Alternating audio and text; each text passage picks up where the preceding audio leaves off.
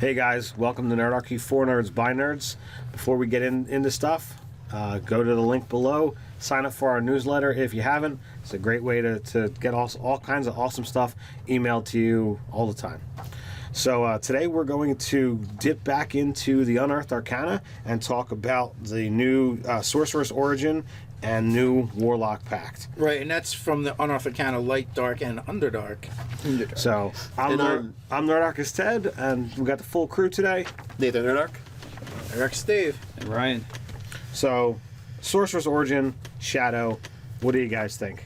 It's shadowy. It's all good. It's all pretty, goodness. It's pretty darn cool. From the weird, quirky things. Well, you know, one of the things is they give you more ways to spend your sorcery points. Which is awesome. Yeah. Well, sort of. I mean, you don't get too many of them, but yeah, I mean, get this- definitely. What I've wanted from Sorcerer is come up with interesting ways to spend sorcery points, because I feel like that's what makes that class distinct. Like, all right, you have the meta magics, but I think all of them should have, each individual bloodline should have interesting effects and ways to spend your sorcery points that aren't just twin spell, empowered spell. Well, and this is what it does. They actually all do, but you know, the other ones just aren't that interesting. Well, like, or they're so over, like, for what they actually do, you're like, I would never spend this resource resistance for this. or wings. Yeah, you or, cast a spell and you can gain resistance for an hour.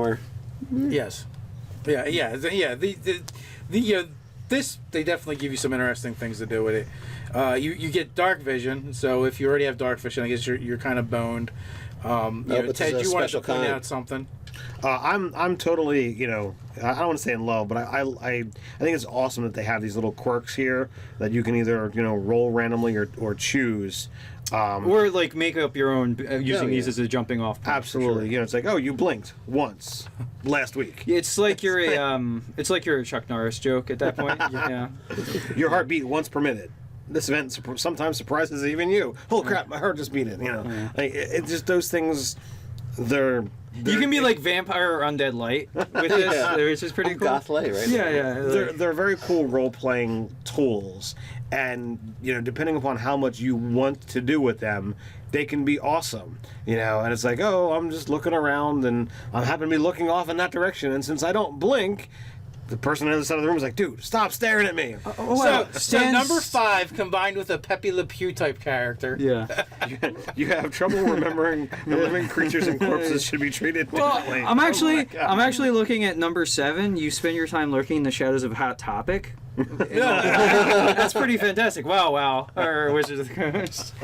Yeah, that's great. So this is, other than that, there's a lot going on here. This is also the zombie sorcerer origin. Oh yeah, Dead and loving it.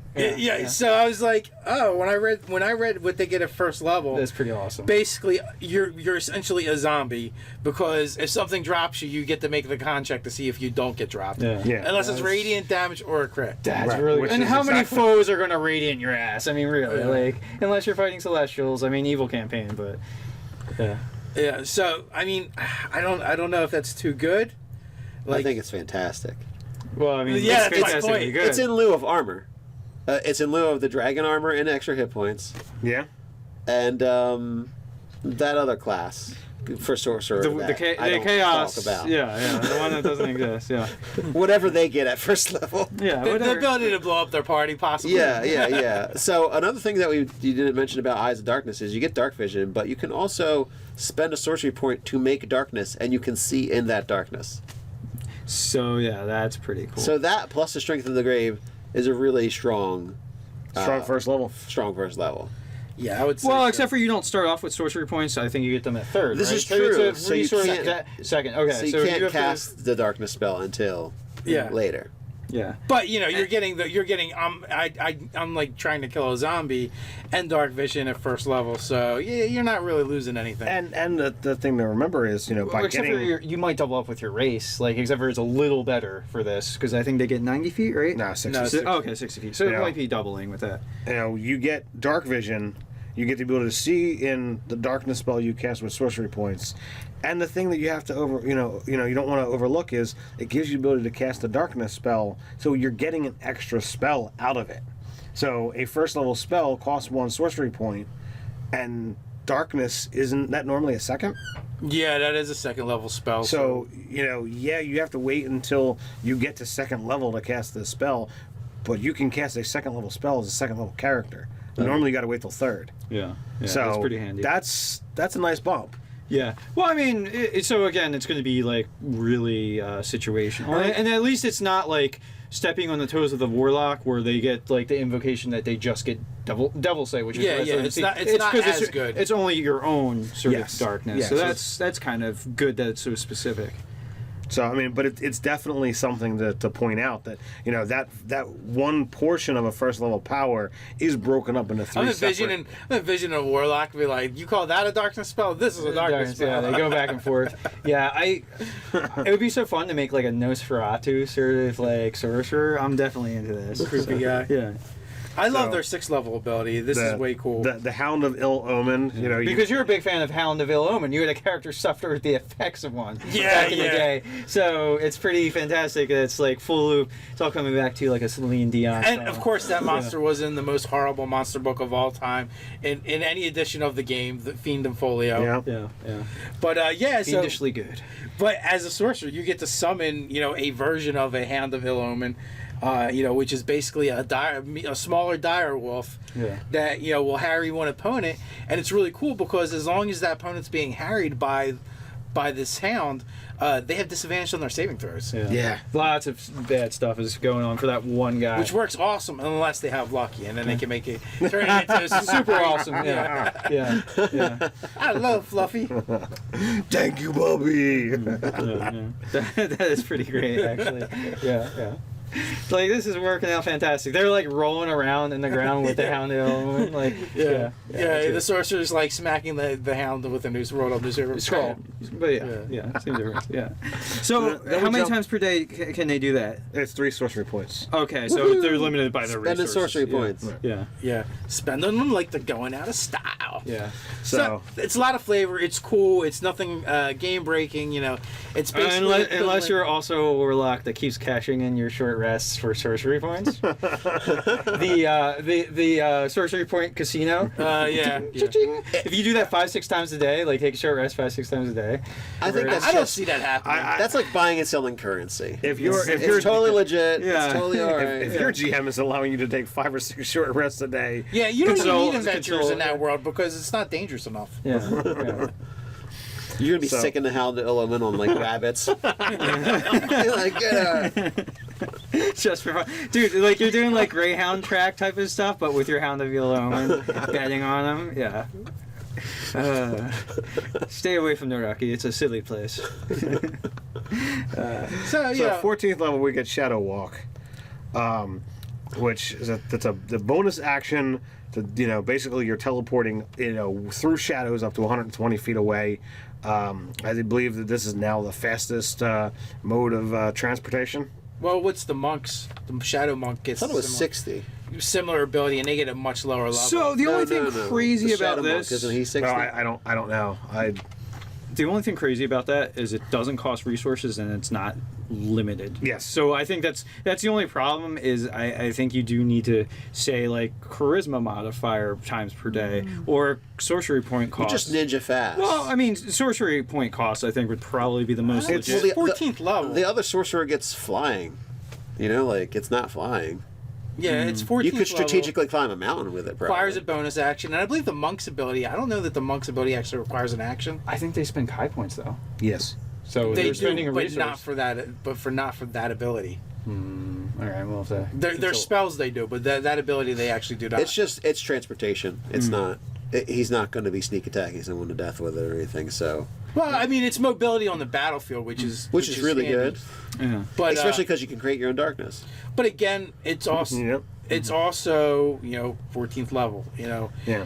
So there's probably other things you can be doing at 14th level than jumping in the shadows. Right, but It's a bonus action, so you still got your casting. So.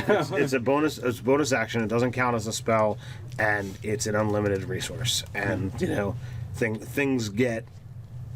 You have to look at that resource use, and this is something that you can just.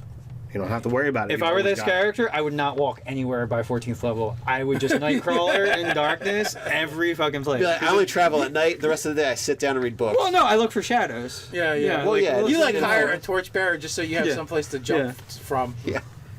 Dim Like, light or put darkness. this torch right behind you. But so a substantial shadow would probably I also need a do this, bridge. or does it have to be fairly like substantial? It just says from one shadow into another. But it says in dim light or darkness. So Well, dim light forest. You could, okay, yeah, so you dappled could sort of- teleport, yeah. walk. yeah, in the Yeah. You could totally trees. Nightcrawler through its forest. You'd be like, I'm just gonna chop my legs off. I don't even need them anymore. They were extra weight and they were just eating food. Yeah. They're so unsightly. Yeah. So I don't know. I would have to compare it to. I would just have a lot of more. fun with that. Yeah, that's all I'm saying. Aside from being able to get there faster than probably a horse, right? Yes. Aside from that. Oh, man, And the travel's combat fantastic. ability of being, oh, fighter ran towards me. I teleport farther than he can run towards me again and hit him Well, with a spell. so that's the and thing, I teleport too. again and hit him with a spell. There's a question of sort of round order things. Could you always sort of ready your bonus action? Like somebody comes near me, I'm over there. Like so if you could I don't ready, know that you can ready a bonus action. yeah, because that would be the thing. It would be the ultimate like one up of anything that Yeah, could the- You could really affect you could ready your action to say I'm readying. So when this person runs at me, I cast a spell at them and then I shadow teleport. or the other way around. But Yeah, or shadow. Yeah, shadow. But teleport. okay, so you can't allocate parts of your turn. Yeah. It's all or nothing. Right, So yeah. But that probably becomes the smart play of this is like you're always like making them expend their move. Like, oh, I spent all my entire round trying to get to you to attack, and now. unless you outsmart yourself and they never do the thing you want to, and you just lose your action. Well, so but Yes. do you I stand here and don't move towards the guy. Yeah. well, I mean, could you always also be not so specific, like when a foe? So I mean, yes, no foe could come at you, and that's that problem. And it goes back to our casters. We're a caster unless he's like acted like bait all the time. Yeah. I got this ability. I'm going to use it. Yeah, well, I mean, he could. He's like, all right, now I'm going to do this. Well, now, you, breach fighter, you do this when everybody tries to run past me and beat the crap out of people. Yeah. There's interesting ways to use it. If you're one-on-one, you're probably going to beat whoever you're fighting, as long as you've got darkness. Because unless they're a ranger, like a ranged attack guy. Right. So, yeah. So the last power is the ability to totally go spectral and take on a shadow form for 3 sorcery points. I think it's kind of cool. You get resistance to all damage except force, and you can move through other creatures. Does anybody else see this sorcerer kind of wandering around with his pockets turned inside out, going, "I just need more sorcery points"? Yeah. Well, If there's only basically, a way to you're- take a nap and get some back. Or he's shopping for a patron. A nice, loving, friendly patron. Possibly of darkness. Of darkness, yeah. Yeah, but Or possibly he wants you to have to switch. take enough levels for that to be worthwhile. Yes. 3 or 4 levels of Well, Warlock. 3 or 4 levels, and, And you then just now you can't- now you can't be a shadow. Yeah. Son of a... 2 levels. Just only 2 levels. To get one first level spell gives you a sorcery point, so you're going to spend. You get 2. You get Take 2 naps levels. for half the day so you can get your sorcery points You back. get 2 sorcery points, I You, think? start, Right? you get one per. 1 per. Oh, yeah. One So per you're going to level. get 2 sorcery points. Yeah, it does. The numbers don't work. If you want to be a shadow, you're not going to be doing the Warlock thing. Especially, you're No, you definitely probably- not going to be doing the Undying Light Warlock Pact. You probably do want to be a straight 20 for this. So. Yes. Yeah. I think so. All right, so as Nate says, the Undying Light Warlock Finally, patron. a good Warlock Pact. Yeah. Not good as a mechanic. I mean, Oh, yeah. doesn't make me feel like the Warlock was included as the villain class. To hang out with the Death Cleric and the Oathbreaker. This is totally the thing that I've been kind of looking for, because I love the mechanics of Warlock. I think it's very cool. Just very less dark and interesting. creepy. But Yeah, I when I see D&D, I know the game is designed for whatever people want to make, but I play this game for heroes. I want to do heroic stuff, and like the regular warlocks have all been, yes, my minion will do what I want, and he won't like it, and blah blah blah blah blah. Faye is the only one that's you could be good with Faye. So Yeah, but it's still Fae. So you've got these bizarre things, and it's always going to not work out for you. The whole because, class kind of felt They tend to be immoral. yeah. right. Yeah. So this thing clearly. Amoral, not immoral. Amoral. Yeah, that yeah. word too. Yeah. These things really feel like this is a good guy. This is a I can be a lawful good warlock, and be fine with it. And not be all icky about it. And not be self-loathing all the time. Yeah. So again, similar to the Warlock thing, you get these Undying Light flaws. It is a Warlock. Well, it's Sorry, the the Shadow Sorcerer you have corpse. the optional. You have these things. It's like, oh, you're afraid of the dark and must always have a light source at hand. I'm like, oh, that's kind of neat. In dark areas, you carry a lit torch or a lantern. Putting it down is an unbearable thought. So like you've got these things where light is a presence that you're trying to bring to the world. Some kind of weird psychosis going on about the dark. Again, you get some expanded spells. So you always have Burning Hands, Flaming Sphere, Daylight, Fire Shield, Flame Strike. Cool stuff. So then, it's worth noting too that on their expanded spell list, it's shorter than the other ones. Everyone else gets 2 spells per level, where they get 1. But these are definitely powerhouse spells. Yeah, these are ones. Flame really Strike's want. on the list. So, Yeah. So, starting off your first level ability, it rings of good power. Starting at first level, your link to the positive plane allows you to serve as a conduit for radiant energy. It's like, all right. So you add your charisma modifier to any radiant damage. Conduit. Well, that just the first sentence, conduit for radiant energy. It's like, yep, this is a good guy thing. This is clearly, you're clearly good. This is when you fuck with Ted and you make the patron actually evil. Like, yeah, they do all this radiant stuff. They're actually Hitler. It's actually the glowing radiation god. glowing nuclear Hitler. So, first level charisma modifier to, any radiant damage that you do, and you get the Sacred Flame and Light cantrips that you can cast them at will. So that's cool. 6th level, the radiant energy you channel allows you to overcome grievous injuries. When you make a death saving throw, you can instead spring back to your feet in a burst of radiant energy. You immediately stand up, you're healed to half. I love this all one. If hostile something creatures kills you, you explode and are better. It's like a Phoenix thing. It's like It's the Phoenix ability. So I was like, wow, this is just yay.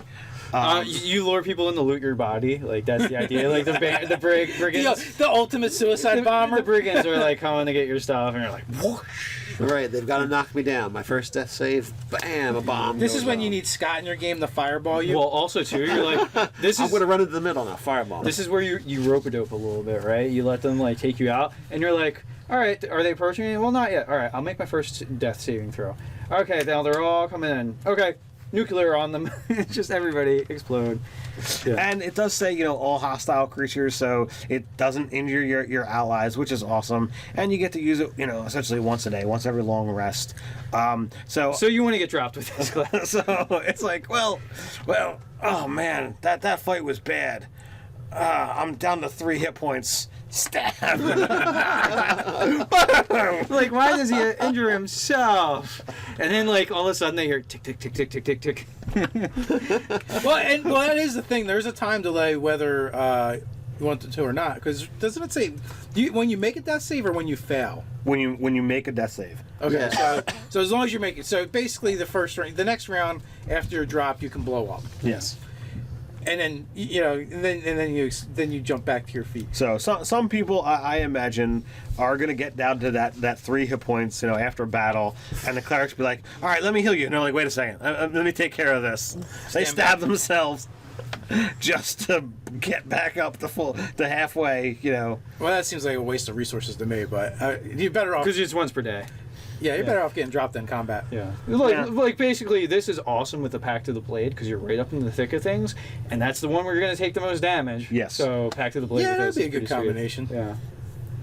This is the one that I'm looking to switch to for the Spelljammer game.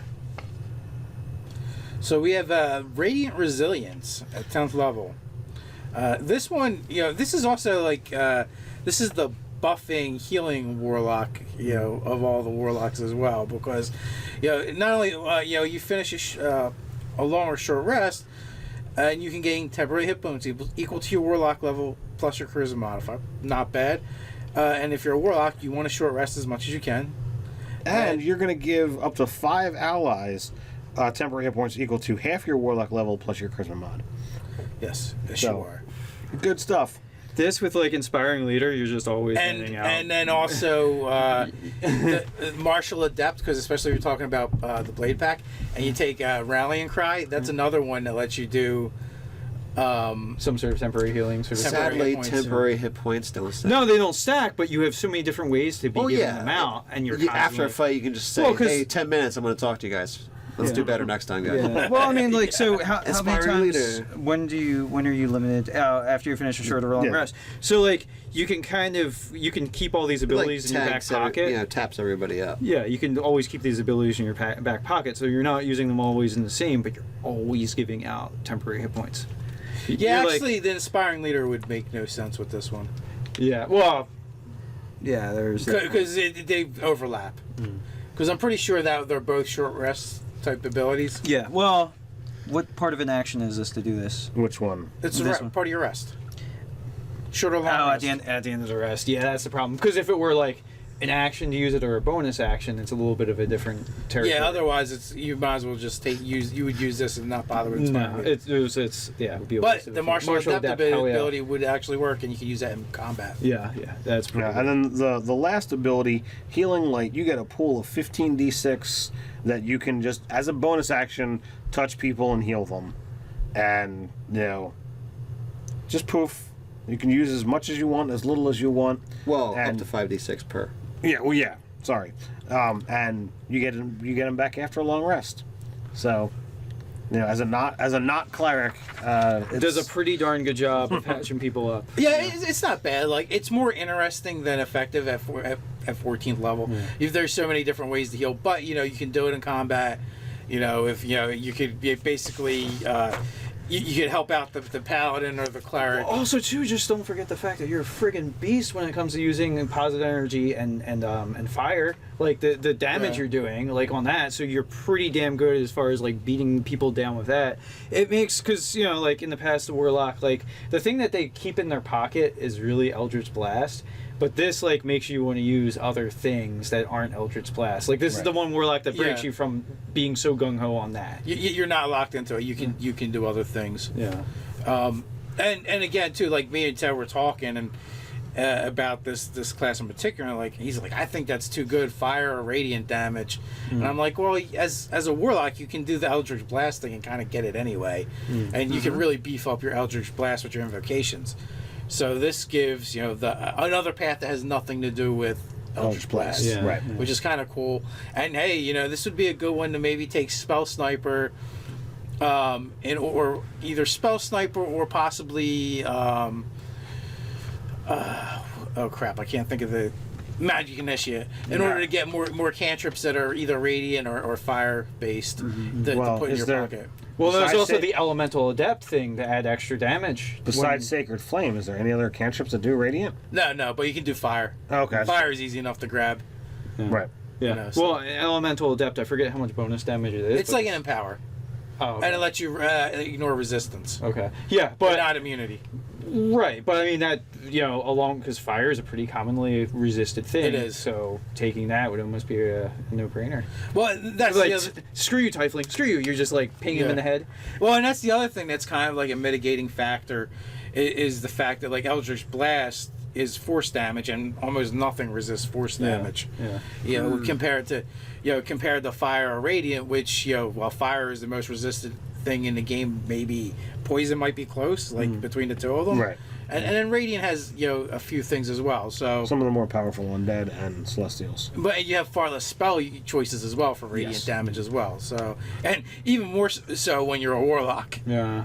Yeah. So I got a spell once in a So it makes it interesting. So let us know what you guys think of these two awesome class options.